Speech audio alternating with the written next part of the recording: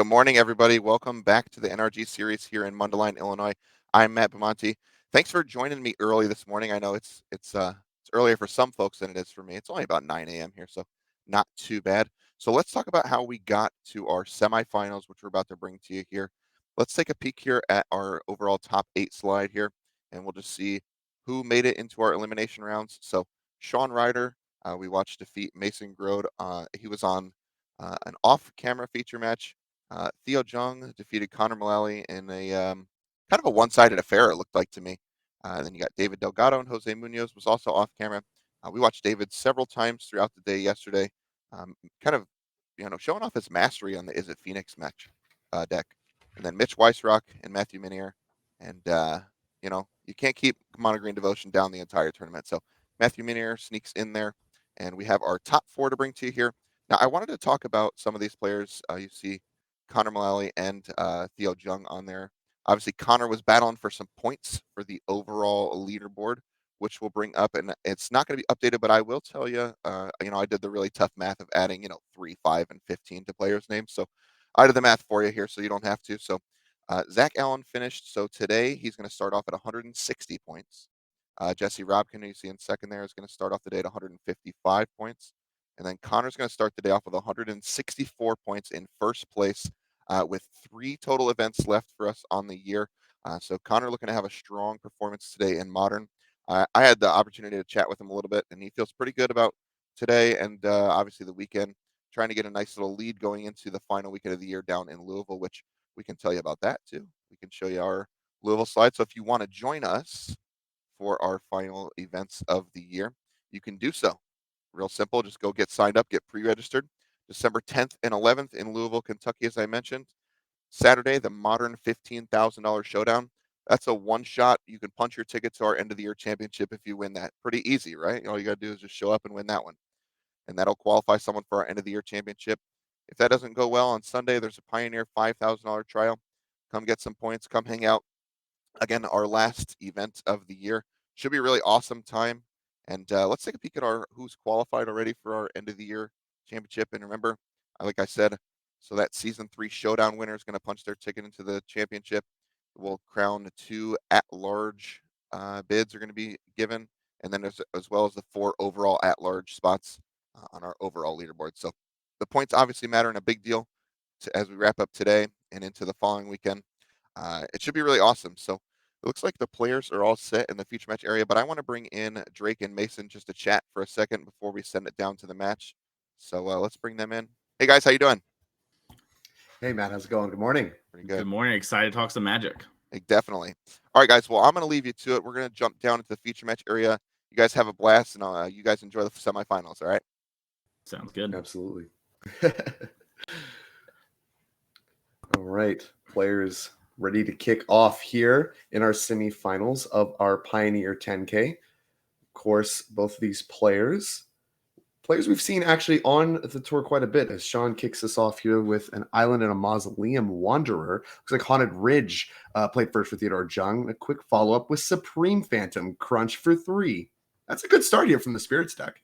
Yeah, this is kind of like exactly what you want in this sort of matchup. And the Spirits deck kind of wants to play a tempo role against decks like Mono Green. But against decks like this, you actually want to get on board really quickly, because things like Mayhem Devil will take over the game if you don't have a Lord or 2 set up. And so these are the turns where Sean needs to develop. And then, okay, hold up the shields, make sure Mayhem Devil doesn't come down, because the Sacrifice deck is very good at controlling creatures.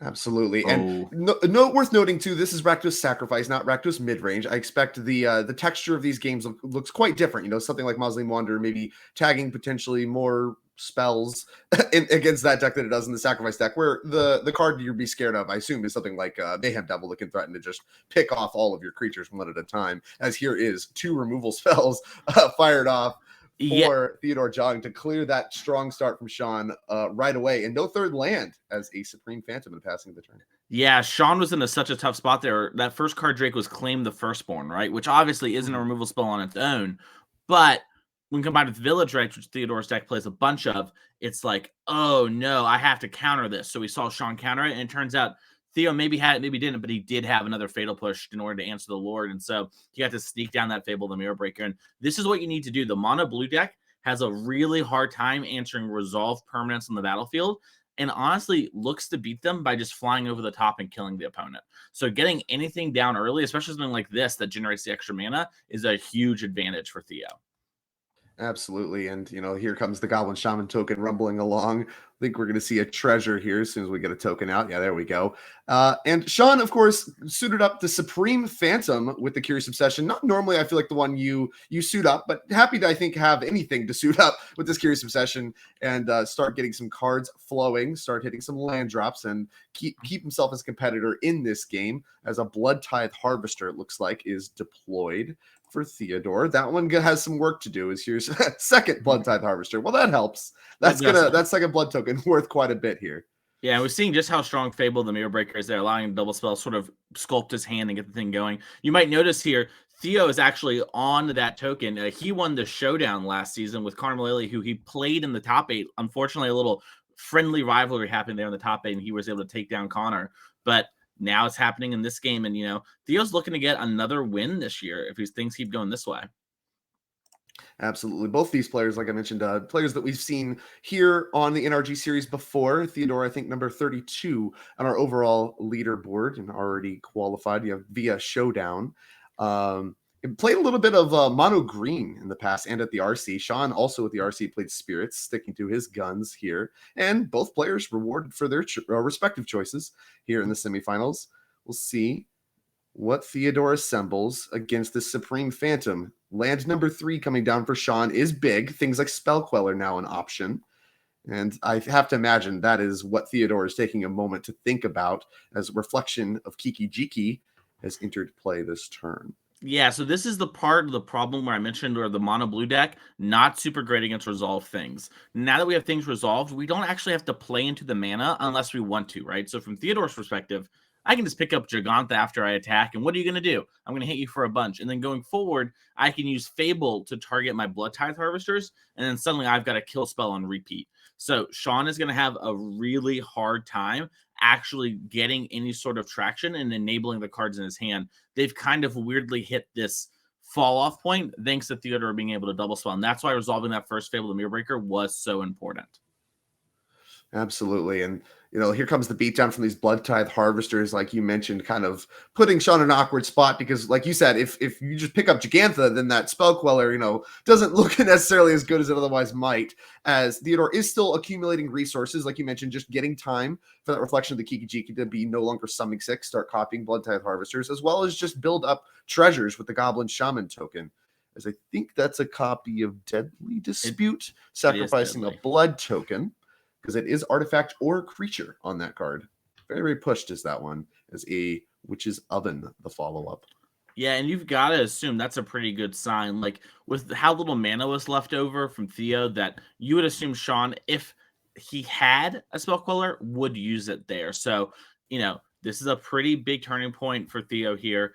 Things are not going to get much better. Yeah, it looks like Sean wisely kept a hand that was just all creatures. We mentioned how he really needs to kind of keep the pressure up to make sure not to die to Theo's ability to pick apart a board, and looks like Theo was just a little too quick, and he wasn't able to capitalize on that aggro start.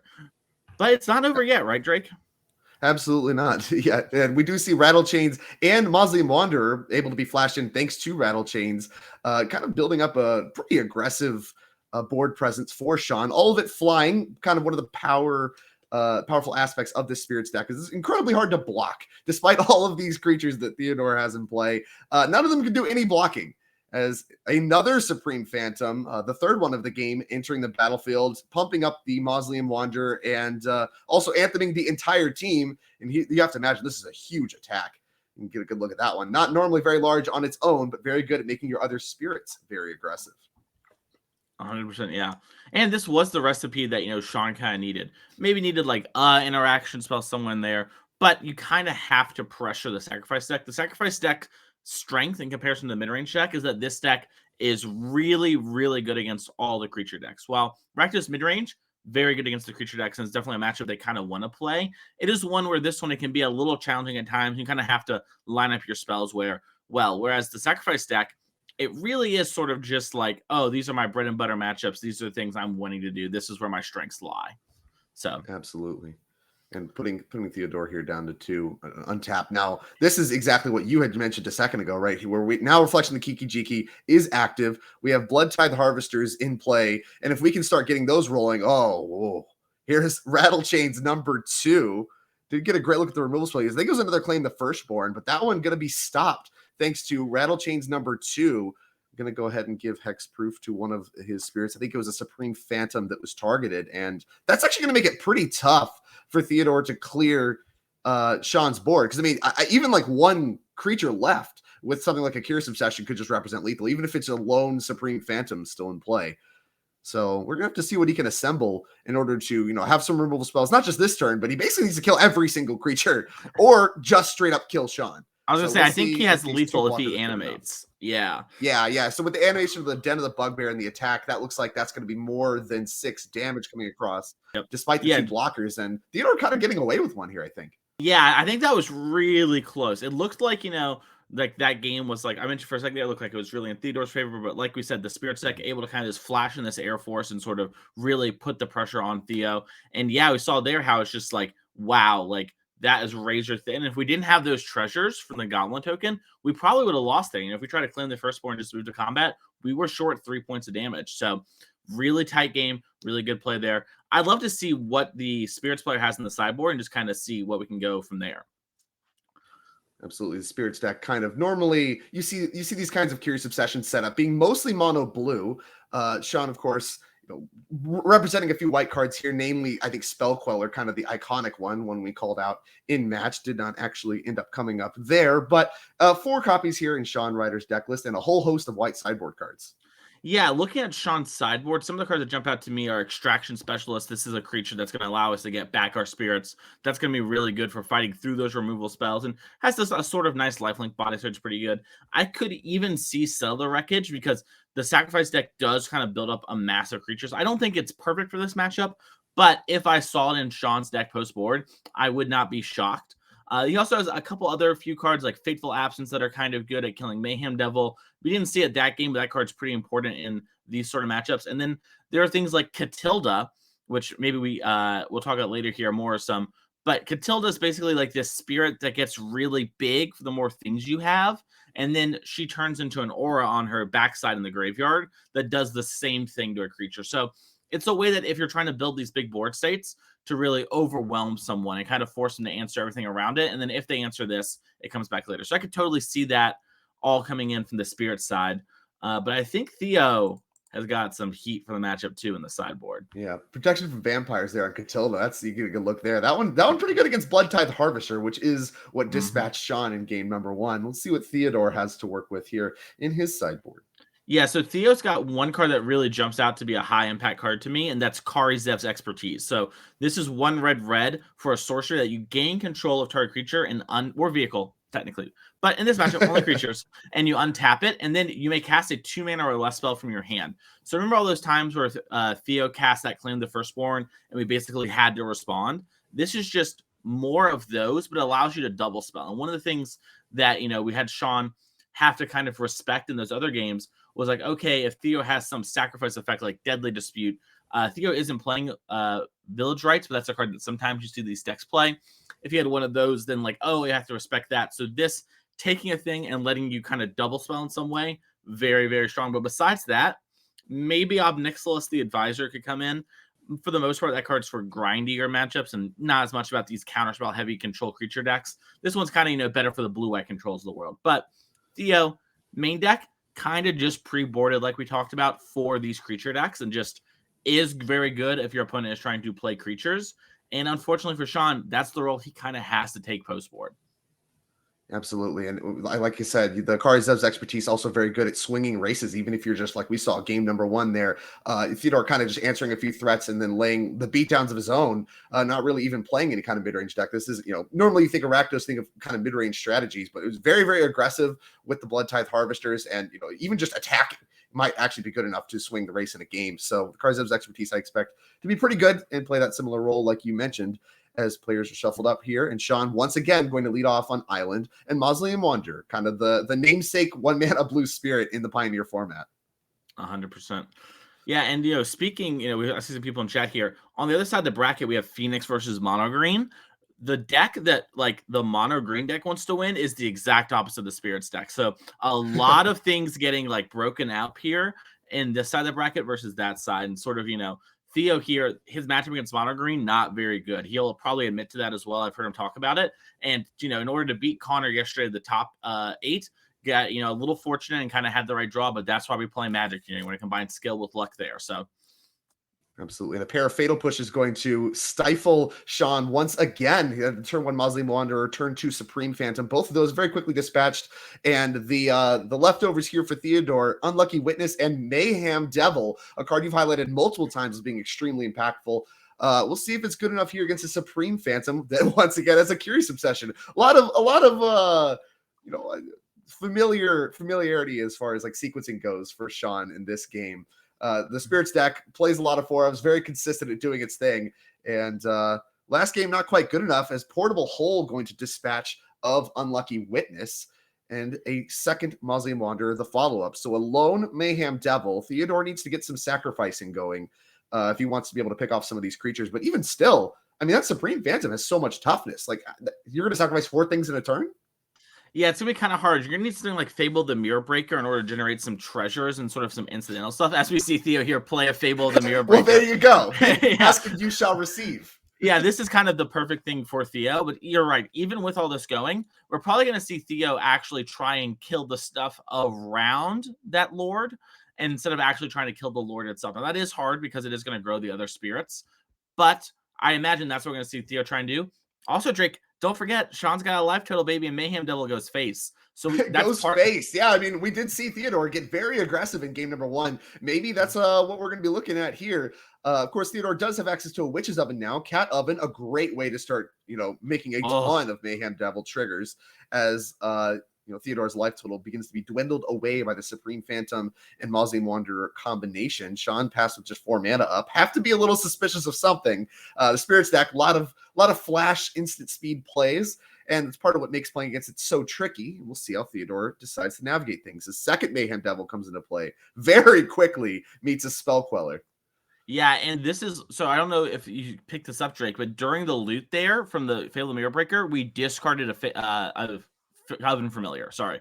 And so since the Cauldron Familiar is in the graveyard, we now have multiple ping activations on the sack, which means we get to attack with this Goblin Shaman with impunity. Nothing to worry about. It's just going to get to attack in, because if we block with our Spell Queller, we can very easily kill that and then get back the Mayhem Devil, and we're just in a worse spot than before.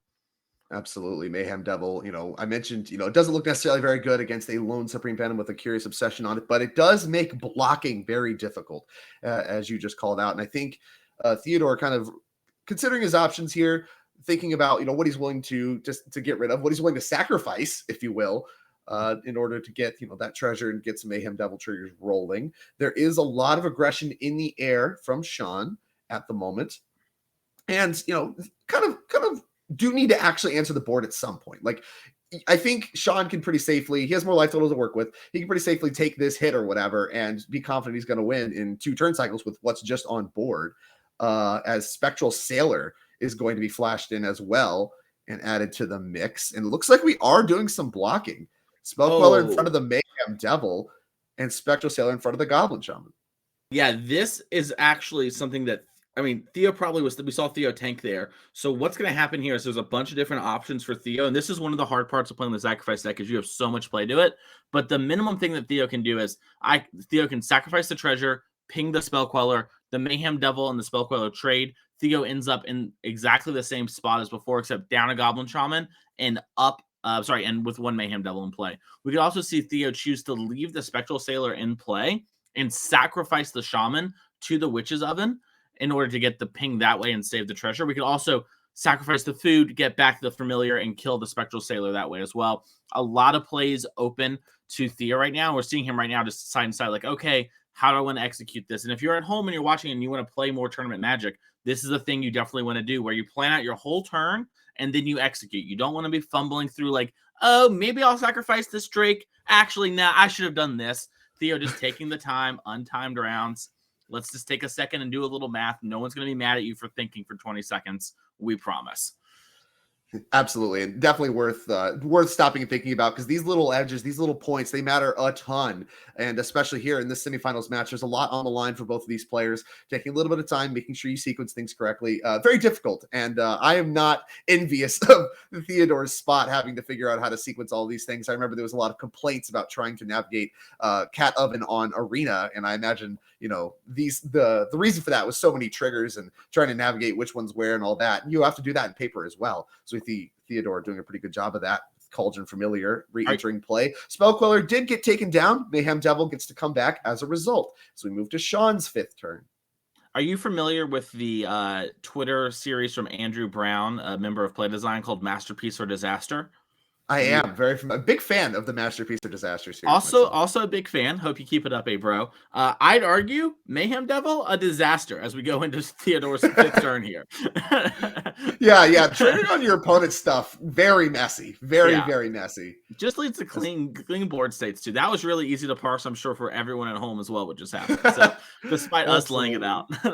Sean says, why play anything on my turn? Quickly passes the turn back. Reflection of Kiki Jiki enters play this turn. Unlike Kiki Jiki, which is a flavor fail in my opinion, no haste on the backside of that one. So no copying to be done this turn. Theodore is playing his 6th land. Don't get a great, looks like Hive of the Eye Tyrant tapped, and no attacks.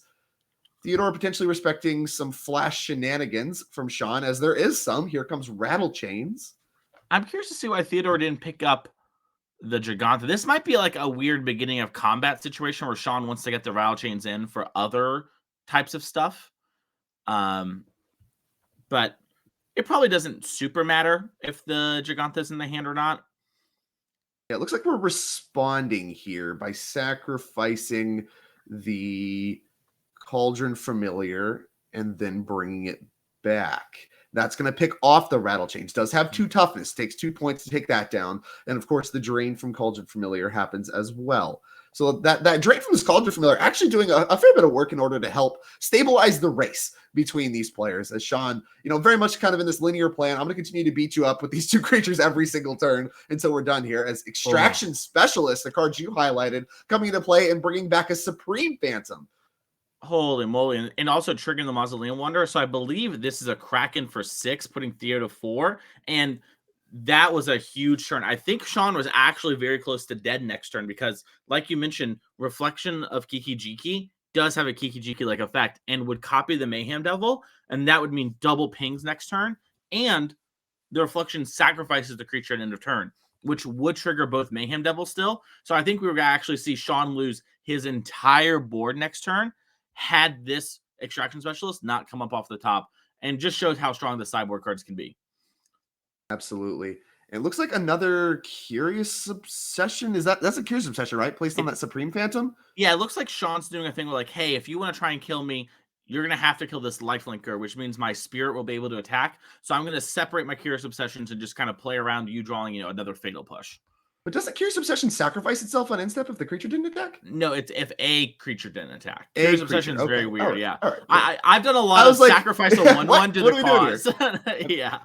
Well, thankfully, Sean is much smarter than me. And like you said, has that tension now where it's like, okay, yeah, you killed the Extraction Specialist. This is going to be able to start laying the beatdowns. And having 2 Supreme Phantoms with Curious Obsessions on them, going to do a lot of work, even if it's not as aggressive, only like 3-point flyers or whatever. You are just going to get so many cards flowing that I think it's going to be pretty easy to overwhelm Theodore with only 3 life points left to work with. The Cauldron Familiar can do a little bit in order to fix that. Of course, Witch's Oven also able to add some food to the mix to help gain Theodore some life. But, as much as Theodore looks like he's kind of on the ropes with his life total, he has some to work with, but there's a lot of power in play for Sean as Theodore doing a little bit of math here on his turn. Yeah, I think Theo is trying to figure out, okay, like I mentioned before, we copy the Mayhem Devil. How many pings do we get? From where I'm sitting, it looks like we have 6 pings. Okay, can we live with the 6 pings? What do we have to do? And I think the answer is that we are weirdly dead, despite having so much board control, unless we can get Sean to make a weird block, or maybe more importantly, we drew a card that was good. Because if we drew a card like Fatal Push or Claim the Firstborn, we could actually kind of get in a really good spot here where we could do something like, claim one of the lords, then all the other creatures get smaller, once they're smaller, we can then sack it to oven and then sacrifice the food to get another ping and gain 3 life and actually stabilize. But with the way Theo's pushing his mana around, looks like we did not draw any of the steal effects. Yeah, it looks like he's separating a Hive activation and a Reflection of Kiki Jiki activation. Yep. We'll see if that is what he decides to do. It's another oven in his hand. Oh, this is actually crazy. So the second oven means we get 4 more pings from the copies of Mayhem Devil involved in all of this, because we get another cat oven activation, which is also 2 more life. We might also see what Theodore is thinking about doing is sacrificing a food instead of bringing back the cat right away, and then later planning to sacrifice another Reflection of Kiki Jiki copy.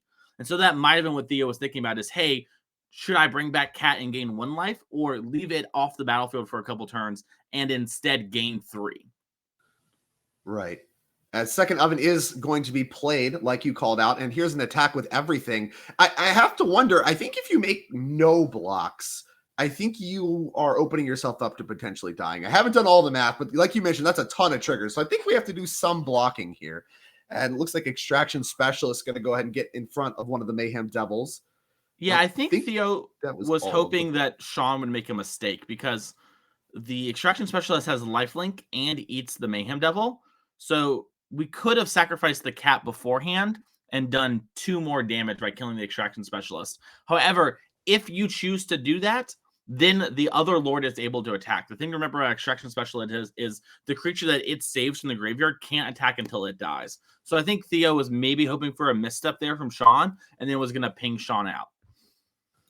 Absolutely. It looks like we are going to go ahead and do some food making here. Don't get a great announcement of all the triggers, but I have to imagine, Theodore, with the way he's being very deliberate, with the way he is moving his cards around, very, very deliberate with his triggers. We have Cauldron Familiar, Sacrificed, making a food. Mayhem Devils, I think plural still, are going to trigger. And we'll see exactly where he wants to point all of that damage. Yeah, so looking at the pings, Theodore should be able to kill at least the Mausoleum Wanderer, choose to eat the food, and be at 1 life. So that is the bare minimum of everything we can do. I think we also get to ping Sean for 1 in that exchange. But we can't actually kill the Wandering Emperors because I'm sorry, not the Emperor, the Mausoleum Wanderers. A different, very strong white card to flash. It's like the same card. Yeah, when you really get down to their essence, they sort of have the same je ne sais quoi. But this is a very tough spot for Theo, and I do think the more I watch this, I think he was kind of hoping, and the reason he kind of just made that attack was like, can't win by normal means, time to do some crazy stuff. and the sacrifice deck, very good at that, as we see just still more tokens and triggers being moved around here. Very, very good at winning kind of unconventionally. I think people make an argument a lot that combo decks like Dredge and what have you aren't playing, Magic as Garfield intended, attacking, blocking, etc. I argue sacrifice decks are very much in the same vein. It is very, very different because it's very unintuitive. The whole joke is that you're blowing your own stuff up, and that's how you're playing Magic. It is it's really cool to watch. Very, very cool to watch an expert like Theodore do his thing with a deck like this. And like you mentioned, Theodore may have found a way to live another turn, and living another turn is huge. That's another Reflection of Kiki Jiki activation. It's another Mayhem Devil attack. There's so many more Cauldron Familiar activations. Like every turn, so much happens for the sacrifice deck that even just getting another turn at 1 life, you may never know. You never know what the life totals are going to look like at the end. You could just die. Yeah. I mean, so we're talking about before here. We talked about this. We had about 10 damage worth of pings last turn, right? And when we copied the reflection and everything, we're still in that same position for the next turn, except now we have Hive of the Eye Tyrant able to attack. And so with that being the case, Theo is making this play. Now, I think chat is, kind of pointing out like, wait, we could kill a Lord. I think what Theo's doing, chat, is killing off the other spirits so that the Mausoleum Wanderer doesn't get 2 triggers in order to outgrow it, and is playing around future extraction specialists. Because if we spend all the time killing the Lord and then we play another extraction specialist, Theo could die. So by doing this play, we leave ourselves weak to the 3rd Lord. However, Sean is dead on board if we get to untap with our board. So this play has some risk, but sets Theo up to win. And with Sean at 6 life and 2 ovens, and we have the ability to activate Fable the Mirror Breaker, I believe Theo has won, barring something killing this Mayhem Devil in response. If we had some sicko Aether Gust right now, it'd be a all-time NRG moment we would have for coverage. And it looks like we don't. Theo navigated that game amazingly. Sean did as well to even be in that position in such a tough matchup. Congratulations to Theo moving on to the finals. And, at multiple points, I think it was easy from our view and from chat's view to look and see, be like, wow, Theodore's really, he's dead. Like, Sean had a ton of life points to work with. He had cards running both games, actually, with the Supreme Phantoms, Curious Obsession suited up, just a stream of cards running, a stream of spirits running. And, it kind of looked like Theodore was on the ropes. But as you mentioned, all of these pings, from especially when you get a second Mayhem Devil involved, able to just clear the way for Theodore to kind of punch through and finish Sean off from what was a pretty high life total in only 2 turns. Yeah, and I mean, we mentioned this too at the beginning of the match, right? Like, this was going to be a tough matchup for Sean. Theodore's deck just destroys creature decks. And unfortunately for Sean, Theodore's deck also gets under the counterspell. So Sean's forced to just be the creature deck, right? And it looks really bad too when you watch it, because it's like, oh, well, he just played all his cards, but he had to do that and played so well and put himself in such a great position. So congratulations to Theodore doing that. Congratulations, Sean, on the good finish and playing that game really, really well despite everything. I don't know if the other semifinal has ended or not. Maybe I can get some commentary in my ear there. It sounds like it's over, and I'm getting information right now. They're double checking for me who won, so I can tell you exactly. But we know we're gonna have Rakdos sacrifice, and it looks like it's playing versus Mono Green Devotion Drake. So this is the nightmare matchup for Theo. Now, we saw Theo beat his friend and mainstay of the NRG circuit, Connor Mullally, earlier in the top 8. We even saw it on coverage with Theo versus Mono Green, but this is not a matchup that you are excited to play. Absolutely. So, Rakdos Sacrifice, kind of one of the decks better against the spread at large. The Mono Green Menace in Pioneer does still have some pretty good matchups. We'll see exactly, how Theodore will fare in his finals. I think both of his matches in top 8 so far have looked very convincing. Theodore playing expertly in spots where he's looked very far behind in the past. We'll see if he can do it again in the finals after this break.